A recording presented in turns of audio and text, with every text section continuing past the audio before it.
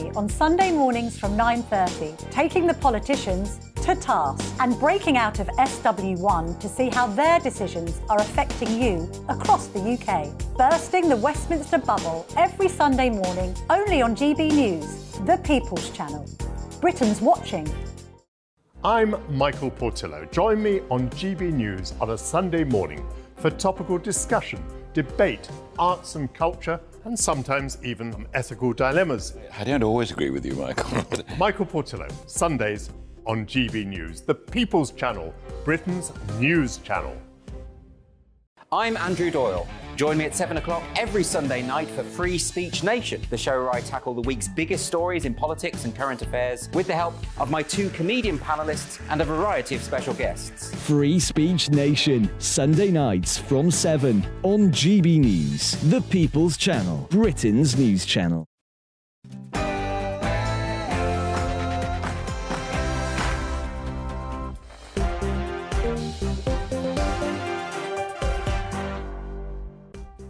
Hello there, it's 6 o'clock. I'm Michelle Dewberry, and this is Dewbs & Co. On Tuesday night, I gave the order for British forces to take part in military action in Iraq. Tonight, British servicemen and women are engaged from air, land and sea. Their mission? To remove Saddam Hussein from power and disarm Iraq of its weapons of mass destruction. Now, that was 20 years ago to the day. Can you believe that? Was it the right decision, though, that announcement there to send our troops into Iraq to topple Saddam Hussein? What was the legacy? Many people to this day still divided. Many people say that Tony Blair should, in fact, be behind bars for what he did with this country in that war. Do you agree with that or not?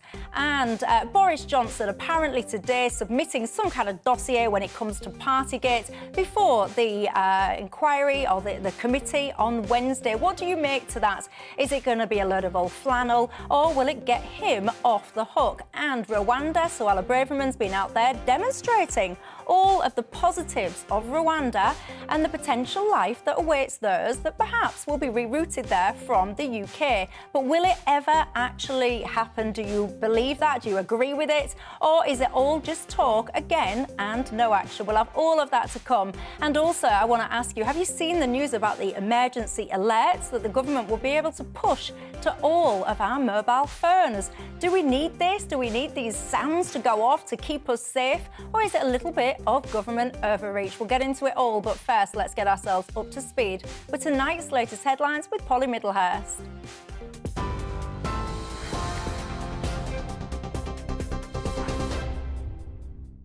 Michelle, thank you. Good evening to you. The top story tonight on GB News. The DUP says it's going to vote against the government in this week's first parliamentary vote on the new Brexit deal. The Prime Minister agreed the new Windsor framework with the EU last month, aiming to resolve some of the concerns unionists have about the Northern Ireland Protocol. But the party leader, Sir Geoffrey Donaldson, has acknowledged significant progress was made, but said the new proposal doesn't resolve fundamental problems. Well, I recognise the progress that has been made here, and I've said so, and I think the Prime Minister has worked hard to bring about that progress, but there are issues of concern that remain for us in terms of the application of EU law, in terms of how these arrangements will work in practice, and we have said we need greater clarity, we need reworking and change, and we'll continue to engage with the Prime Minister and the Government to secure the progress that is needed. In international news, the UN chief is calling on rich nations to accelerate their shift to net zero by 2040. That's after a new report by the Intergovernmental Panel on climate change warned emissions must be halved by the mid-2030s. That's if the world is to have any chance of limiting temperature rises to 1.5 degrees, a key target outlined in the Paris Agreement. Well, the report, which Antonio Guterres has branded the survival guide for humanity, says there is little time to lose. And this afternoon, justice ministers from around the world have been meeting at Lancaster House in London to discuss increasing support for the International Criminal Court. On Friday, the ICC issued an arrest warrant for President Putin on charges of war crimes. The Deputy Prime Minister, Dominic Raab, saying the 40 nations are united behind one cause: to hold those responsible for atrocities in Ukraine to account. President Putin is accused of ordering the kidnapping and deportation of thousands of Ukrainian children. The Kremlin called the allegations outrageous and unacceptable. Here, the Home Secretary has told MPs she is satisfied that the provisions of the government's illegal migration bill are capable of being applied compatibly with the Human Rights Convention. It comes after Suella Braverman said migrants could be sent to Rwanda by this summer. The agreement between the two countries has been expanded to include all illegal migrants, not just asylum seekers. Well, speaking in the House of Commons, Suella Braverman told MPs that the UK is going to work more with France to secure cross-channel cooperation. And then she criticised Labour for announcing their immigration policy on Twitter. Shadow Home Secretary's been on Twitter. She's very good on Twitter. She tweeted in the last 10 days, Labour's paltry excuse for a plan. Half of it's stuff we're already doing. The other half is their plan for open borders and unlimited migration. What I suggest they do is get off Twitter, get to Rwanda, and I'll show them how to stop the boats. Strike News and members of the RMT in Network Rail have voted to accept an offer covering pay, jobs and conditions. Staff are going to receive a pay rise of between 9.2% and 14.4%, as well as increased back pay. The union says its 20,000 members voted 76% in favour of the new deal.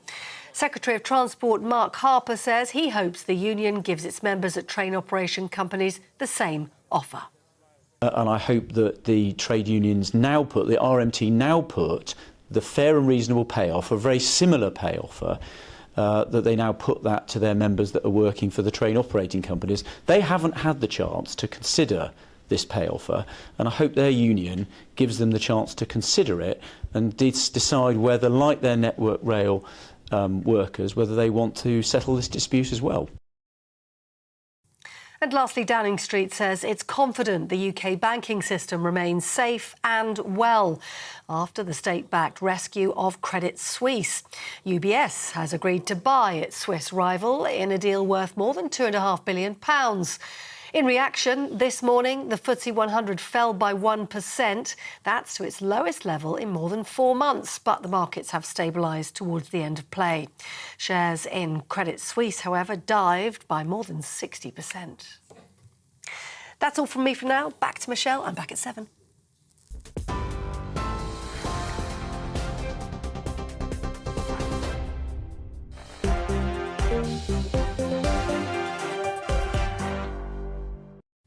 Thanks for that, Polly. Well, I'm Michelle Dewbs, keeping you company right through till 7 o'clock tonight. Alongside me, I've got John McTernan, the political strategist and former advisor to Tony Blair, which is quite handy, given that tonight marks 20 years since the UK went into Iraq under the orders, of course, of Tony Blair. Also alongside him is Mark Lehane, the former advisor to Nadeem Zahawi, and he's now the head of education at the Centre for Policy Studies. Good evening, gentlemen. You know the drill, don't you? It's not just about us three here. It's all about you at home as well. What's on your mind tonight? You can get in touch with me all the usual ways. GBViews at gbnews.uk is my email, or you can tweet me at GBNews. Lots of you getting in touch already on that top story, which will be the invasion of Iraq. I also want to talk to you about the emergency alert that will now be pushed to our mobile phones if indeed there is an emergency. Some say, oh, how reassuring. I say, pack it in, get out of our lives. I want less government intervention, not more, thank you very much, but you're divided on that one. And I also, of course, want to look at Rwanda. Lots of wonderful footage, fascinating footage coming out of Rwanda there with Suella Braverman. Will anything actually happen, though? Will she really be able to get her scheme off the ground or not? But let's go, shall we, to our top story, because in 2003, on this very day, I cannot believe time flies, doesn't it, 20 years ago, UK troops led, of course, a coalition, followed, should we say, the US into Iraq. Now, this issue has divided people for the years that follow. It really did divide opinion at the time, and it certainly still does to this day. Many people might recall you had protests, some of the biggest protests I think perhaps this country has ever seen. Of course, those protests as well were global. It wasn't just restricted to the UK by any stretch. We've just been talking about the ICC. They've got an arrest warrant out for Putin. That has got a lot of people talking, John, and saying that actually if the ICC wants to issue arrest warrants, they should perhaps start by looking at the likes of Tony Blair, the likes of Bush, etc., for what many would call an illegal war in Iraq. Your thoughts? Well, one of the things we're absolutely clear about 20 years on is it was not an illegal war. If it was an illegal war, somebody had brought a court case, been dismissed in any court people tried to take it to. It was a legal war. It was backed by a United Nations resolution. And it was a war in defence of the integrity of the United Nations weapons inspection framework and the weapons inspector's right to enter a country and inspect their weapons. That should be absolute, because we can't keep the peace if people are refusing to accept the authority of the United Nations. What Putin has done is a war crime. People, you know, the footage is clear. A war crime, and the war criminal should be arrested and prosecuted. If he steps on any soil of any country who can arrest him, they should do that immediately. But the Iraq War was fought in defence of the United Nations, and we've seen since the Iraq War many examples of people trying different routes to it, but we didn't succeed in Libya, we didn't succeed in Syria. Interventions in other countries to enforce the rule of law are very difficult. But you say about the UN, and actually the military action wasn't sanctioned by a UN resolution. And the head of the UN at the time, he said, I think he said it in 2004, he did call it an illegal war. So when you say it's absolutely, you know, cast iron certain that it was a legal war, there'll be so many people out there, and I could almost hear you, I can almost feel the heat from your fingers typing away. You will be getting in touch with me saying that it was regarded by many as an illegal war. But let's be absolutely clear. British troops are not deployed on illegal operations. The armed forces have their own legal advisors. They take legal advice. They would not have deployed, none of the leaders of the armed forces would deploy our troops in an illegal way. So it's not simply there's been no court case taken, it's that our troops wouldn't do it. And it's if people calling it a legal war are saying our armed forces and the leaders of our armed forces would act illegally. That's not true. Or, well, there's a difference between knowingly doing something and being misled into doing something. Mark, let me bring you in, your thoughts. I mean, back at the time, gosh, I was a young teacher doing my teacher training then. It felt to me like a justified war. We were told there were weapons of mass destruction out there, that Saddam posed a threat to lots of other countries, not just his own people. Let's be clear, he was a fascist, psychopathic dictator. He was a nasty piece of work. What's really sad is we failed on nearly for every reason that we went into there, we failed against those aims. And not only that, because Tony Blair and his government at the time misrepresented the strength of the evidence that they had, it started to undermine people's faith in government, and we're still dealing with that now, 20 years on. And what I think is really sad is it also gave some really genuinely bad regimes out there an excuse to turn around to their own people and say, you can't trust the West, you can't trust Western values, because look at what they did in Iraq. So we're still dealing with the mess that Tony Blair created and left behind. It's fair, isn't it?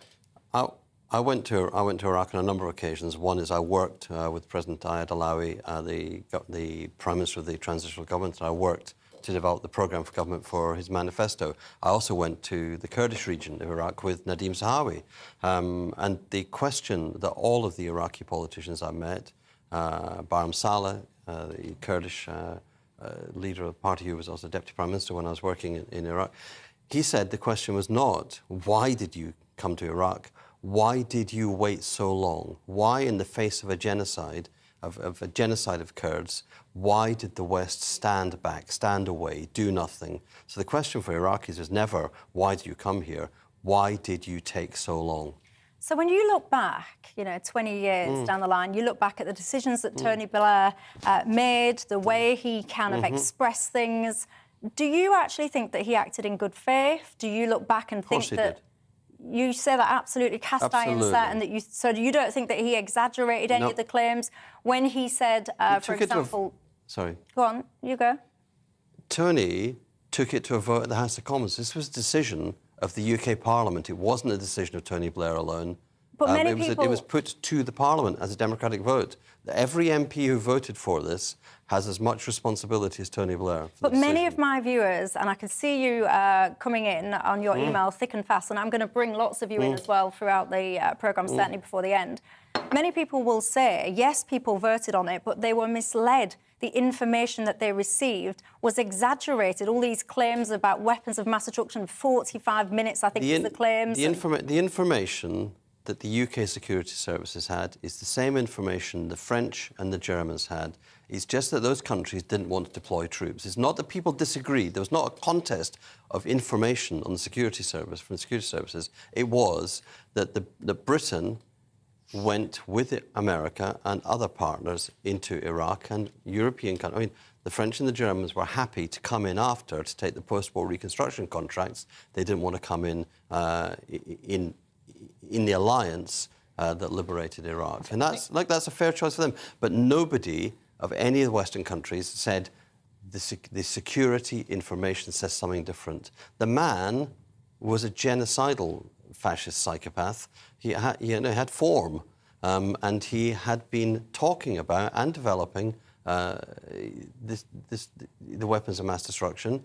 And we had to decide whether to act in defence of the United Nations weapons inspectors or not.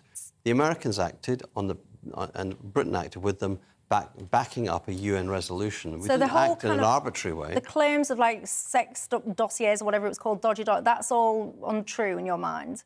I think Tony Blair made a good faith decision that the security service information was shared across the Western world.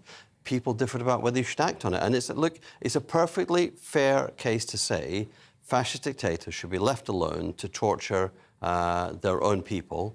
And by and large, that's actually what's done around the world. We don't Rwanda. When Rwanda had its genocide, the Tory government at the time stood aside, did nothing. One of the biggest genocides. The fact that we did act on good faith, and that, I think, is really important to understand. Mark? I think if we take a step back, Tony Blair was a massive disappointment in so many ways. He came in, he said he was going to clean up politics. He was a pretty straight kind of guy. He ended up undermining politics because of bad decisions he made. He said he was going to improve education. Standards fell. I know, I was working in schools at the time, money went up, but standards fell and schools were a lot less safe because of policies he pursued. He had a chance when he came in because there's a massive budget surplus. They broke the government, so by the time 2008 came on with the financial crash, we had no money left to sort it out. They pumped money into the NHS, they didn't reform it. They left a welfare system that paid people to not work, made people worse off if they're working than if they didn't work. So it was massively, massively disappointing. And I think that's one of the main things that led to the situation we're in now, where people have really lost faith in a lot of politicians. I'm not saying it just started there. He really made it. Oh, he said he was going to protect the union. The devolution deal has made the union a lot less. 13 years of Tory government, and it's still Tony's fault. That's the thing is, Tony Blair, a titanic figure, dominates politics to the extent that, having stood down in 2007, everything is still his fault. Titanic figure like the ship, more like.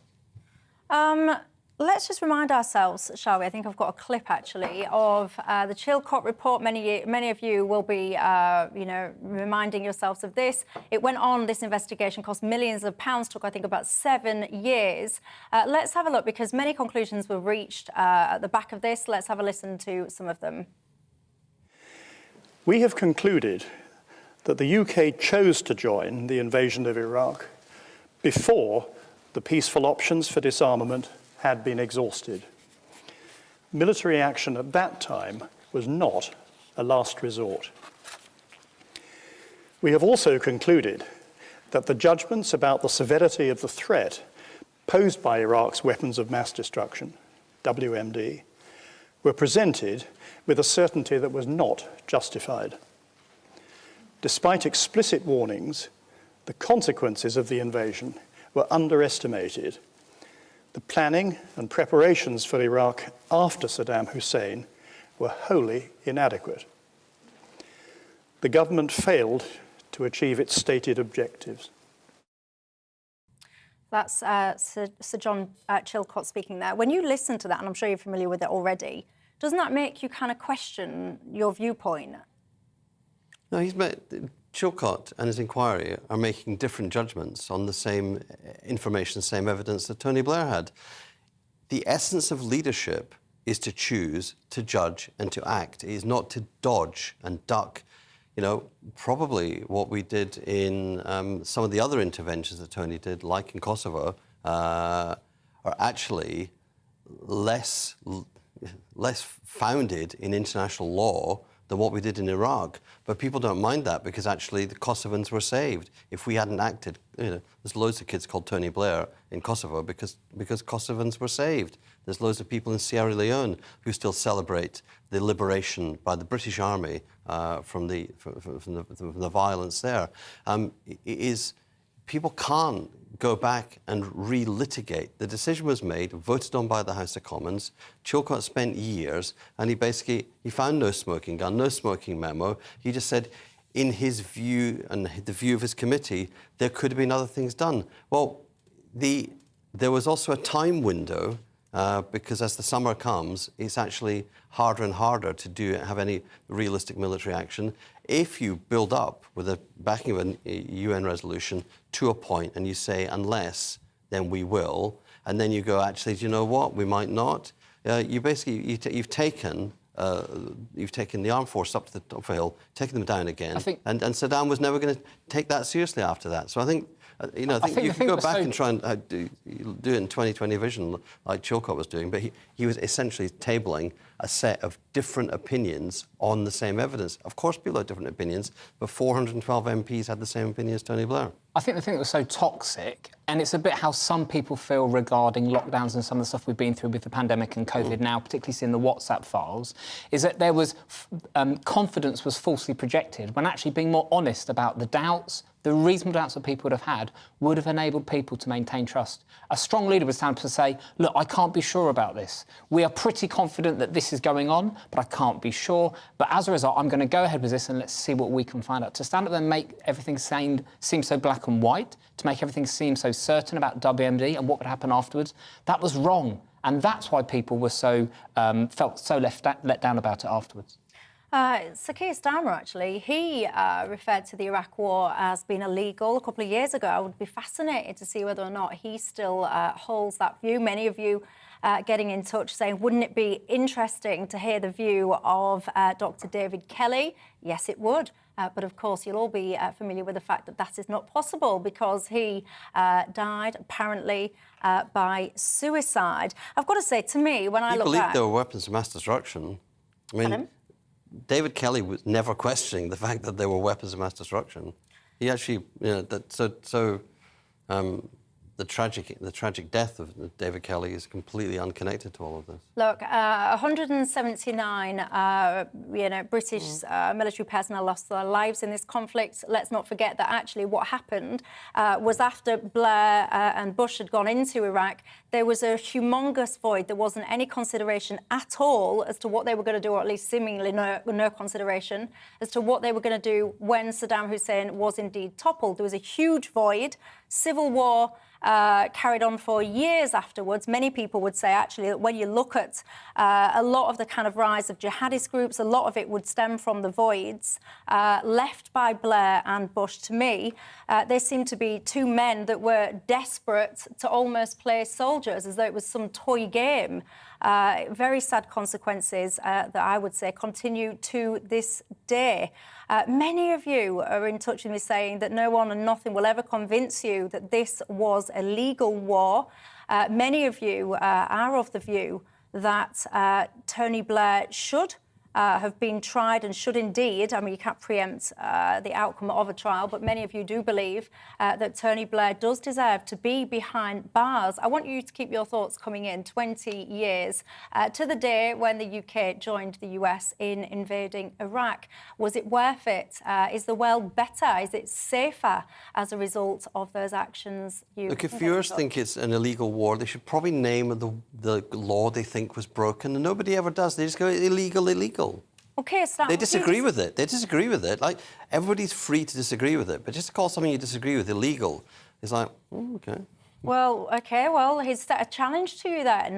Many of you getting in touch, you're saying it's an illegal war. What laws would you say were broken? What kind of charges do you think should be brought against Tony Blair? If you're in the camp that are telling me some are, he's set you a challenge. Get in touch with me on the email, gbviews@gbnews.uk is how you can reach me tonight, or you can tweet me at Michelle Dewbs or at GBNews if that is your thing. Going to take a quick break. When I come back, I will have lots of your thoughts. But I also do want to talk to you about Rwanda. Apparently, it's, you know, Suella's out there and it's all going to happen. Is it? Your thoughts. I'll see you in 2.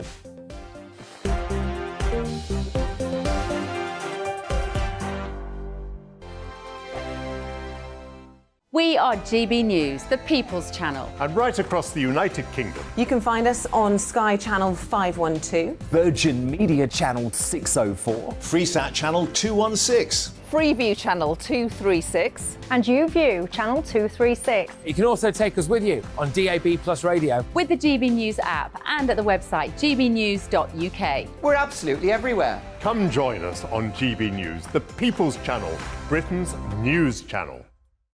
Monday to Thursday, 9 p.m. till 11 p.m. Join me, Dan Wootton. I'll bring you the sharpest takes and hottest debates. Do you not believe in prison? I don't believe in prison. I'm completely stunned. I guarantee you there'll be no spin, no bias, no censorship. I actually was personally quite offended by it. And no reason to go to bed. So I guess they've always been quite woke. That's Dan Wootton tonight on TV, radio and online. Monday to Thursday from 9 p.m. till 11 p.m. on GB News. The People's Channel, Britain's news channel. Hello, I'm Michelle Dewberry, and you can join me every weekday 6 till 7 on Dewbs and Co. You're an inspiration to us all. Clip that bit off. Well, you are. That's my ringtone. My political ambitions those days are gone, I can tell you. She's only teasing. Go on. He's probably going to want to lay down now. I'll give him 2 minutes to have one. Let's respectfully disagree. That's what we like on Dewbs and Co. Come and join us. GB News, the People's Channel. Michelle Dewberry, weekday evenings at 6 o'clock. I'm Simon Evans. Join me on GB News for Headliners at 11 p.m. What's the scoop? I'll be joined by 2 of the country's top comedians. That's right. As we take a look at tomorrow's newspapers tonight. We're going to get into trouble. If it's a big story, we'll be covering it. Spill some tea on him. There we go. But we'll also have some fun. I wouldn't stick up a bank. My father didn't love me. So anyway. Headliners every night from 11 on GB News, the People's Channel, Britain's news channel. It's all about family, being in people's living rooms, all the interaction and getting to know who our viewers and listeners are. When I was young, my dad used to say, no, stop arguing. I wanted an outlet that would enable me to give my opinion.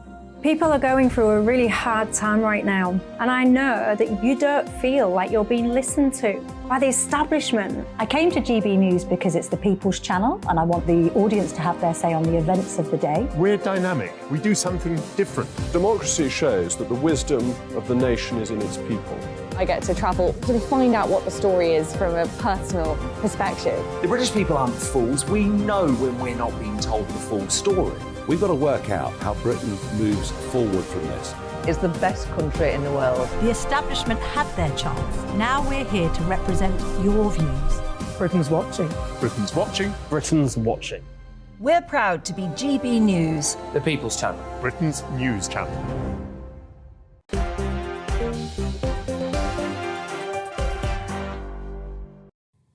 Hello there, I'm Michelle Dewberry, keeping you company until 7 o'clock tonight. Alongside me, John McTernan is a political strategist and former advisor to Tony Blair, and Mike Lehane is the former advisor to Nadhim Zahawi and now the head of education at the Centre for Policy Studies.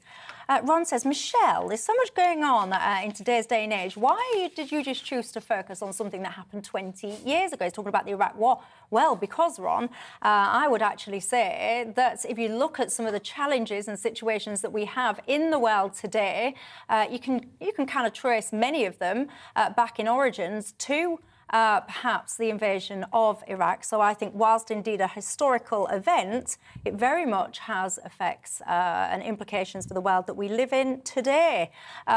We were asking you, though, if you're someone that's getting in touch saying, stick Tony Blair behind bars, which law did he break? What would you try him on? That is John McTernan's pushback to that. So keep your thoughts coming in. But in the meantime, I will move on and I'm going to talk about Rwanda. You might have noticed Suella Braverman's been there this weekend. She's saying that she's encouraged by the constructive talks with the ECHR on her plan. In June last year, remind yourself, the court granted an injunction, which of course grounded what would have been the first flight there. She's been doing a lot of talking while she's been there, showing a lot of the, showcasing a lot of the facilities that have been built, Mark, talking about the kind of prosperous, happy, safe life that people would have that would be perhaps rerouted to Rwanda. Are you in agreement with her and with her policy? Well, we've got to do something to deal with the small boats crisis for a whole number of reasons. You know, it's not fair that people can come to this country without following legal and normal routes. At the moment, our migration policy, a big chunk of it, is in the hands of illegal people smugglers. So we've got to do something. Now, hopefully this Rwanda scheme will work. Because if it doesn't, we're in a real mess, and the government's put a lot of credibility on the line about it. So I think we've got to give it a go. I think it's only right that she's drawing attention to it because we want people to know what we're doing if it's going to be effective. And I think people have got to stop slagging Rwanda off. Like, it's a developing country. It's been doing really, really well in recent times. I wonder how much of the criticism people are throwing at the scheme is actually racism, and, you know, under the grounds in terms of being critical of a country because it's in Africa. Why did you just laugh when he said, is it racism why people are criticising Rwanda? I think he's probably got a point. Because it's the last refuge of somebody whose argument's got nothing to stand on to say the criticism is racist.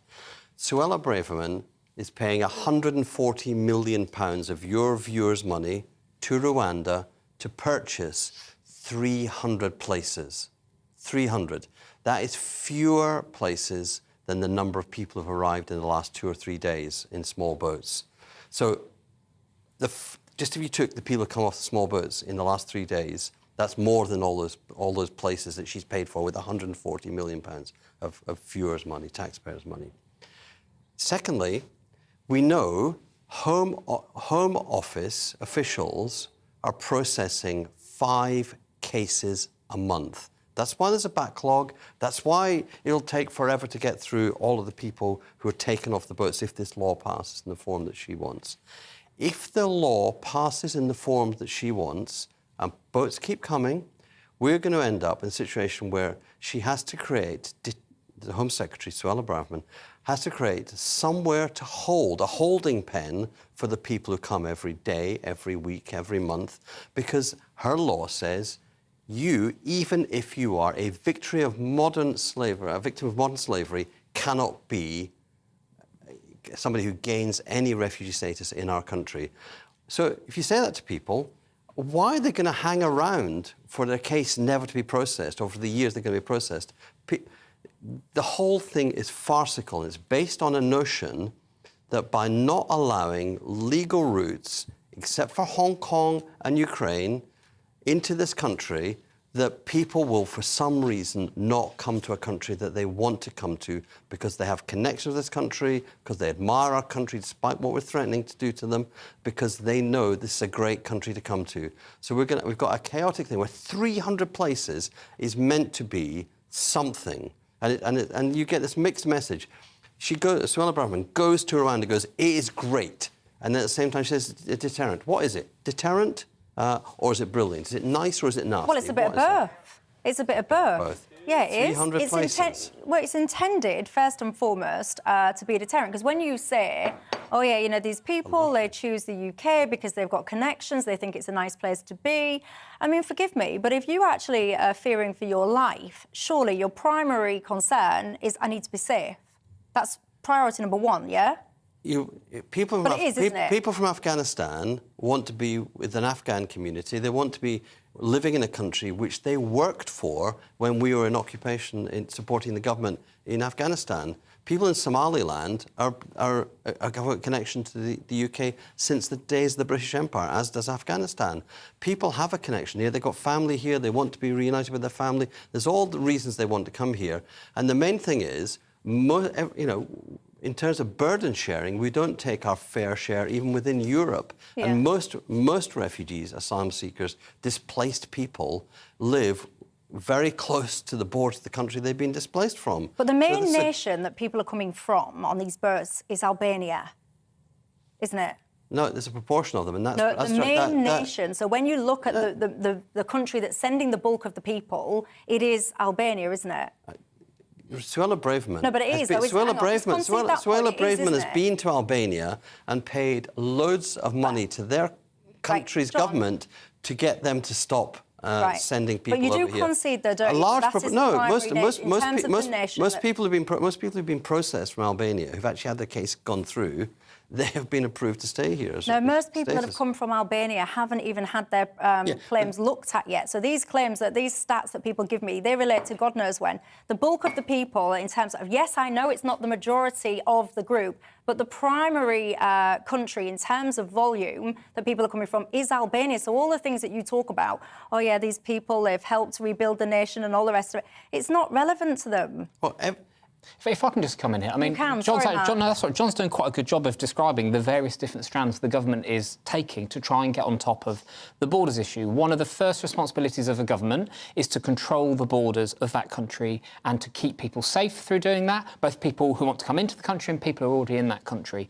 So we need to do the small boats crossing stuff and get on top of that. Otherwise, people's support for migration, and we're one of the most tolerant, welcoming countries on the planet, people's support for welcoming newcomers will collapse if we don't get on top of the small boats thing. If we don't, and that requires us to make deals with different countries. It might be Rwanda to try and put people from coming off here in the first place. It might be talking to countries like Albania. It might be about talking to countries like Albania, where lots of people are coming from. And let's not forget, John, lots of support for immigration was undermined in this country when in 2004, the great Tony Blair decided to open the doors to the accession countries in the European Union, rather than doing what most of the other EU did, which was to control it. And we've never got on top of migration since then. No one in this country, very few people in this country are opposed to migration. That's the biggest lie that's ever told about my government. It's about how we manage the rate at which people can come here so we can welcome them, look after the people that are already here, and look after the people that are coming here, like my relatives did in the past. Right, what's the biggest lie? It's the biggest lie that's ever told. What is?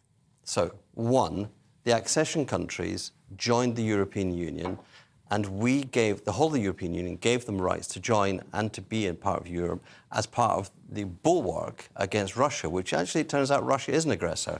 Two, once they joined on accession, everybody who lived in that country had the right to reside in Britain. Not to work, but to reside. So the question was not whether people would come here. They had the right to come here. It was whether they would work here. And we had labour shortages then, and we welcomed into our country with a booming economy under the Labour Party, with growing jobs, a growing economy.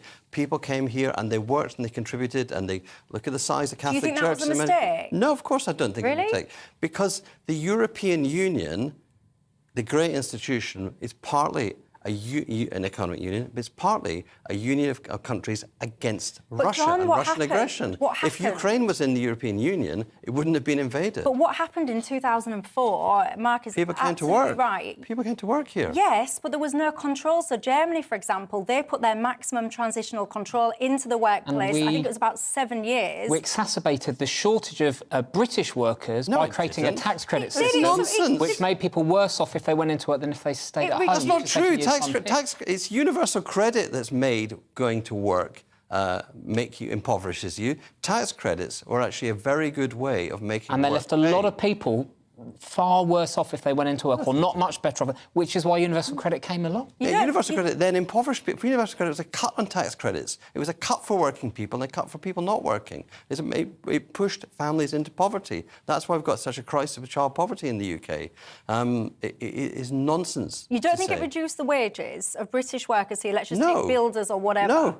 Well, let me ask you. There's no evidence. There's absolutely no evidence of wages increasing. What's been cutting wages in the UK has actually been a Tory government. Right, wonderful viewers and listeners of GB News. Do you work in, for example, I don't know, the building trade or something like that? Let's talk about 2004 when you did have this huge... Well, no, actually, you know, I think I can find proof for you, actually, that shows that wages were depressed, and it was warned about at the time, it was ignored at the time, and that is actually, Max, spot on. It did turn people against migration in lots of ways. I've been in trouble about 4 times, because I'm supposed to have gone to the break a good few minutes ago, but I was enjoying that conversation, so I will listen to the instructions in my ear, and I'll finally go to the break. When I come back, I might just pick back up on that point on the wages. You guys, I'm sure, will have some views, but I also want to ask you, What do you make to the emergency alert that the government will now be able to push onto your phones? Do you think it's fantastic? Thank you for keeping me safe. Or do you think, pack it in, get off my devices? Indeed. I'll see you in 2.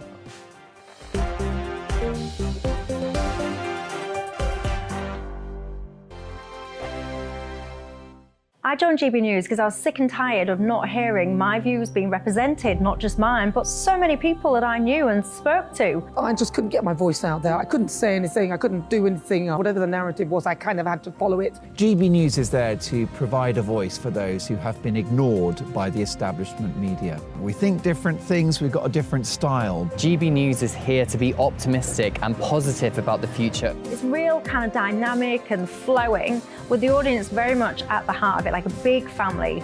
Here at GB News, we talk about the things that matter to you. Hearing the voices from right across our towns and cities, especially our towns. All sides of the argument represented with a heavy dose of opinion. We're on a mission here to make a difference. And the GB News family really is here for you, and whatever time of day you can watch or listen. Britain's watching. Britain's watching. We're proud to be GB News. The People's Channel. Britain's news channel. Westminster is going around in ever-decreasing circles, followed by the media. Britain is broken. How on earth did we get into this mess? But more importantly, how do we get out of it? Join me at 7 p.m, Mondays to Thursdays on Farage, here on GB News. We will have open, rational debate. We've got to work out how Britain moves forward from this. Join us here on GB News, the People's Channel. Britain is watching. You've probably seen politicians interviewed 1,000 times, but we do it differently. We find out who they really are, we don't shout, we chat, and hopefully we bring a bit of light, not just heat. Did you know Kate Moss? Apparently. Do you have a pair of jeans or a pair of jeans? No, of course I don't. What would I do with them? My friends are like, oh my God, what's she doing now? Join me every Sunday at 6 for Gloria Meets, only on GB News, the People's Channel, Britain's news channel.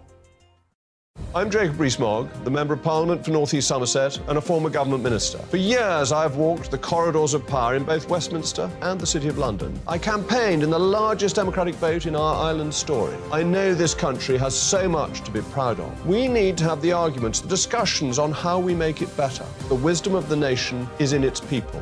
Vox Populi, Vox Dei.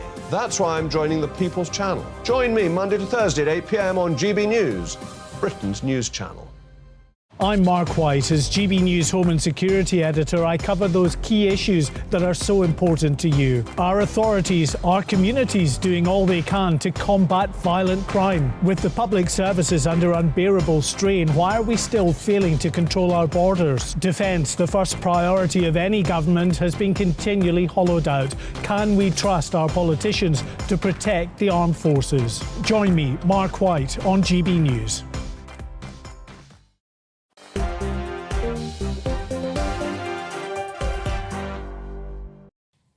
Hi there, this is Dewbs and Michelle Dewb. We're keeping you company till 7 o'clock tonight. John McTernan, the former Tony Blair advisor, and Mike Lehane, the former advisor to Nadeem Zahawi, keeps me company. Oh, you're getting people hot under the collar, John McTernan. Mark was saying that in 2004, when we expanded our labour market to include people from the Eastern Bloc, that perhaps did indeed have an impact in driving down UK wages. John said no, it didn't, and that there was no proof. So I indulged myself in the break, having a very quick Google, reported in The Guardian, no less, so I think that means that you like it. There was a major report conducted by the Equality and Human Rights Commission, which says that the UK's wages of the lowest paid people was indeed negatively impacted by the Eastern European workers coming to this country. Like a good Labour Blairite, I hate The Guardian. Well, there you go. You said there was no proof, and I've just found some with a very swift Google search. Anyway, right, do you have a smartphone? Do you live your life terrified, worried about what the next emergency will come across your door? If you do, there's good news for you, because the government now will be able to push an emergency warning siren to your telephone. It will be able to alert us to life-threatening situations like flooding or wildfires and all the rest of it. I don't like the sound of this, quite frankly, because it'll push onto your phone. It'll kind of take over your phone, if you like, until you've done something with it, cleared it or acknowledged it or whatever. It's a little bit overreach for my liking. John, your thoughts? Well, just imagine if the Chinese Communist Party could, through TikTok, control this emergency alert. What would they do to you? Indeed. I do think there's a lot of paranoia going on about this. I do think there are going to be moments when you might want the government to send an emergency alert. And I suspect that the thing like what? to do... What moment? Well, it actually might... What if there was the next pandemic and it actually was, as it will be, worse than the one we had, and that we had to move urgently to do something? I do think there are going to be... And you shouldn't test out your system the first time you need to use it. You do need to test the system. So I'm quite, you know, I can't quite see what people are worried about. So, I mean, listen, the government have the ability to interrupt TV broadcasts, radio broadcasts, and this is just another way of getting important messages to people. My big worry about this, though, is we have to be vigilant and make sure every time that the thresholds stay high. Some of my daughters will be watching me on the telly here and rolling their eyes at me. But, like, my daughters have got phones. How are we going to make sure that people who are vulnerable or who are young or don't quite understand what's going on are not unnecessarily terrified by the messages we're pushing through? So two things we've got to think about. One is when we send those messages, because you know the risk is over time, it will become easier and easier. We'll say, well, maybe we'll send a message out for this. Don't forget to brush your teeth tonight. Have you done done 20,000 steps today? That kind of stuff. So we've got to stop that from happening. But also, how do we make sure vulnerable people are not unnecessarily freaked out when we're doing these tests? Oh, a trigger warning before you get the emergency alert. A trigger warning before John comes on Dewbs and Kerr. There you go. I could use this technology for that. You see, I worry about all of this stuff because I think the lunacy of the prolonged lockdowns, which I know you and I disagree on, but the absolute lunacy, the government can't believe their luck. They cannot believe that actually people followed their orders and their instructions, didn't leave their own houses unless Boris Johnson said you could. Imagine if Matt Hancock had access to this system during the pandemic. That's what we've got to get our heads around. Indeed. And miskeyed his message. Yeah, Matt Hancock in charge of the emergency alert is a very good warning. To me, you just literally have got yourself in a situation, or we've got ourselves in a situation where we've now empowered governments. I think they've got a little bit too drunk on their own power. So, yes, you can sit there and say, oh, you know, well, whatever, and this is just sensible. To me, I worry about the scope creep of this. I don't like the fact that actually it might be on me to have to opt out of these kind of things. Why would you assume that I'm going to opt into it in the first place? I don't. If there's a major catastrophe, and it is actually a major catastrophe, a genuine one, then I'm sure I'll know about it before Boris Johnson needs to ping my phone and tell me about it, quite frankly. And I just want us to move on from this culture of absolute fear. Everyone was terrified during COVID, and I think it's time to move on from it now, don't you?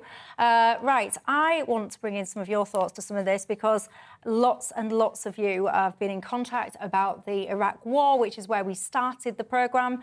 Lots of you as well getting in contact about that immigration thing, about whether or not it was right to have those kind of transitional controls be lifted in this country when we expanded our labour market to the EU. Lots of you getting in touch with me now and saying, Michelle, why don't you just turn off your emergency alerts if they bother you so much? Well, why should I have to? Why should I be in a situation where the default setting is that this government or whichever government can reach me when I'm relaxing at home, minding my own business? Why should the onus be on me to have to opt out of something? Why is the assumption that I'm opted in the first place? Maybe you're just a big bunch that are way more trusting than me. I'm going to take a quick break. When I come back, I'm going to have lots of your feedback because I really want to bring you into the conversation that we're having tonight. So, Iraq, what lessons do you think we learn? Is the world a better place by now? If you want Tony Blair to be behind bars, for what? That's what John was asking. And your thoughts as well on some of the other bits that we've been discussing. I'll see you in 2.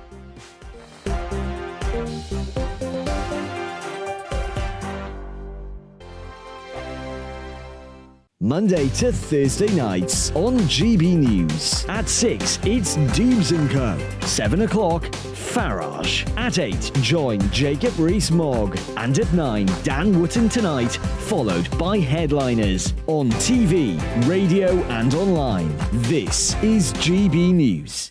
First and foremost, I am a GB News fan, and I was before I was working here. Just love the fact that we're asking the questions that a lot of establishment media won't ask. With a bit of a twist, we not only want to inform you, but we want to keep you entertained. It's worth the drive because you get in and the team's all ready and waiting, they're itching to go, and it's a proper little family. GB News is the People's Channel. It's the audience that makes the programme sing. We're giving our viewers and our listeners a voice. I see the thousands of your letters, tweets, emails, you name it, coming in. Britain is broken. How on earth did we get into this mess? But more importantly, how do we get out of it? The establishment had their chance. Now we're here to represent you. It's time for something different. It's time for GB News. I'm very patriotic. I believe in Britain. Our best days lie ahead. Britain's watching. Britain's watching. Join us here on GB News. The People's Channel. Britain's news channel.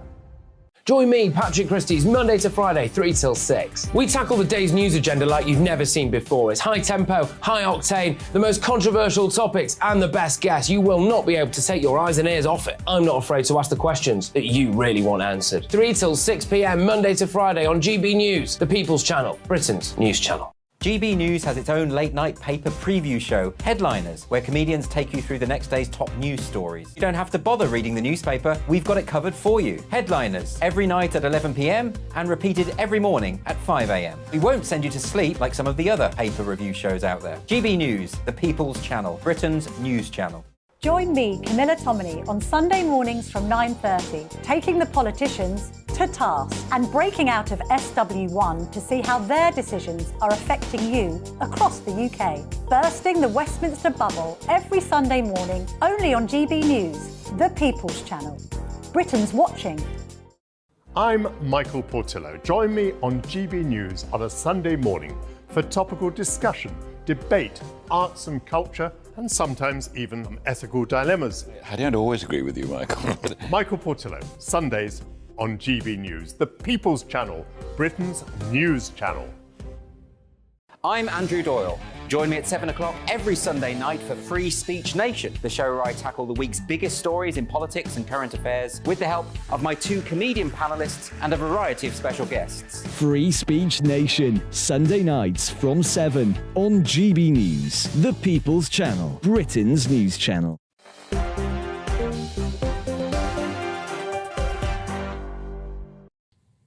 Hello there, I'm Michelle Dewbury, keeping you company right through till 7 o'clock tonight. Alongside me, former Tony Blair advisor John McTernan and former advisor as well to Nadeem Zahawi, Mark Lehen, full of advisors, former advisors.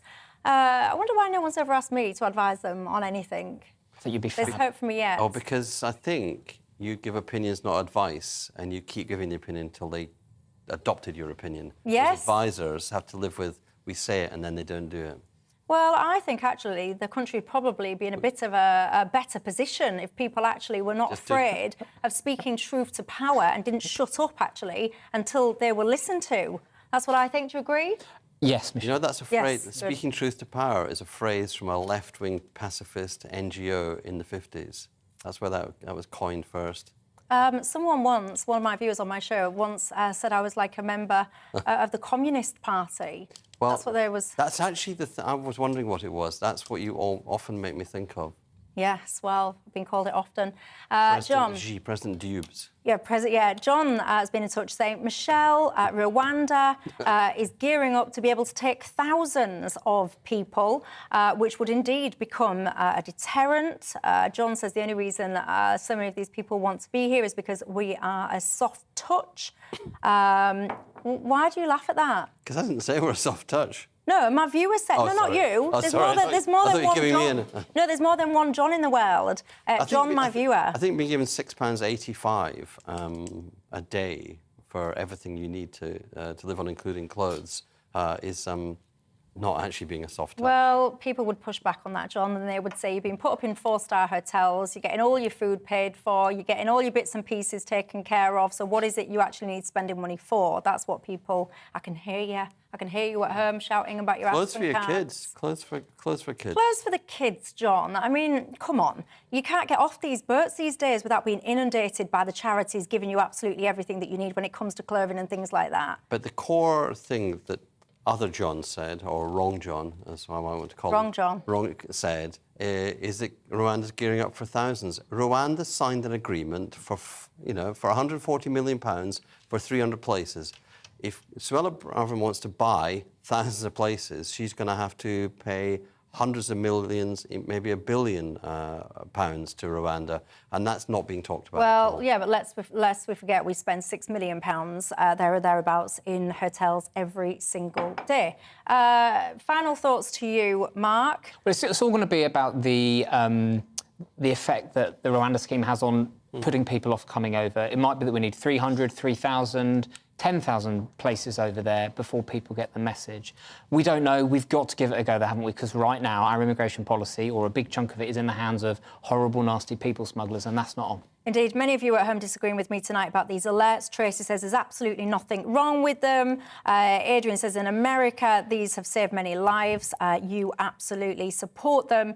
Lots of you still getting in touch and saying you want Tony Blair behind bars, but so, you haven't told him what law you want him charged with. Also, more support for Big Nanny, less support for Tony Blair, is what I'm hearing. Well, yeah, there you go. Who'd have thought that you heard that? Anyway, look at this. This is all we've got time for. Thank you very much, John, for winding up my audience a treat. And Mark, thank you as well very much for your company. JW says that you love having your tea watching Dewbs every night. I appreciate it. Enjoy your meal, have a good night, and I'll see you tomorrow. Hello there, I'm Craig Snow, and here is your latest forecast from the Met Office. Well, as we go through the next few days, it's set to remain unsettled across the country. We'll all see some further spells of rain and showers, but it will remain mild. So here's the situation out in the Atlantic. Got a huge area low pressure really dominating proceedings. This weather front here will move in as we go through Monday night, giving another spell of rain for all of us. So looking at the situation for the rest of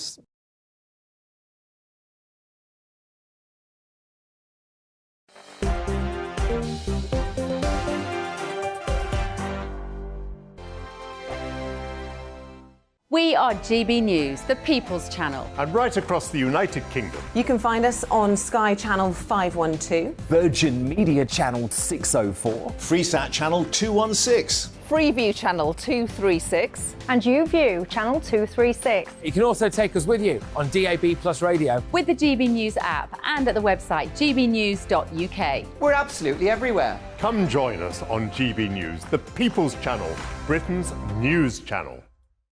Monday to Thursday, 9 p.m. till 11 p.m. Join me, Dan Wootton. I'll bring you the sharpest takes and hottest debates. Do you not believe in prison? I don't believe in prisons. I'm completely stunned. I guarantee you there'll be no spin, no bias, no censorship. I actually was personally quite offended by it. And no reason to go to bed. So I guess they've always been quite woke. That's Dan Wootton tonight on TV, radio and online. Monday to Thursday from 9 p.m. till 11 p.m. on GB News. The People's Channel, Britain's news channel. Hello, I'm Michelle Dewberry, and you can join me every weekday 6 till 7 on Dewbs & Co. You're an inspiration to us all. Clip that bit up. Well, you are. That's my ringtone. My political ambitions those days are gone, I can tell you. She's only teasing. Go on. He's probably going to want to lay down now. I'll give him 2 minutes to have one. Let's respectfully disagree. That's what we like on Dewbs & Co. Come and join us. GB News, the People's Channel. Michelle Dewberry, weekday evenings at 6 o'clock. I'm Simon Evans. Join me on GB News for Headliners at 11 p.m. What's the scoop? I'll be joined by 2 of the country's top comedians. That's right. As we take a look at tomorrow's newspapers tonight. We're going to get into trouble. If it's a big story, we'll be covering it. Spill some tea on him. There we go. But we'll also have some fun. I wouldn't stick up a bank. My father didn't love me. So anyway. Headliners every night from 11 on GB News, the People's Channel, Britain's news channel. It's all about family, being in people's living rooms, all the interaction and getting to know who our viewers and listeners are. When I was young, my dad used to say, "Nah, stop arguing." I wanted an outlet that would enable me to give my opinion. People are going through a really hard time right now, and I know that you don't feel like you're being listened to by the establishment. I came to GB News because it's the people's channel, and I want the audience to have their say on the events of the day. We're dynamic. We do something different. Democracy shows that the wisdom of the nation is in its people. I get to travel to find out what the story is from a personal perspective. The British people aren't fools. We know when we're not being told the full story. We've got to work out how Britain moves forward from this. It's the best country in the world. The establishment had their chance. Now we're here to represent your views. Britain's watching. Britain's watching. Britain's watching. We're proud to be GB News, The People's Channel. Britain's news channel. It's all about family, being in people's living rooms, all the interaction and getting to know who our viewers and listeners are. When I was young, my dad used to say, no, stop arguing. I wanted an outlet that would enable me to give my opinion. People are going through a really hard time right now, and I know that you don't feel like you're being listened to by the establishment. I came to GB News because it's the people's channel, and I want the audience to have their say on the events of the day. We're dynamic. We do something different. Democracy shows that the wisdom of the nation is in its people. I get to travel to find out what the story is from a personal perspective. The British people aren't fools. We know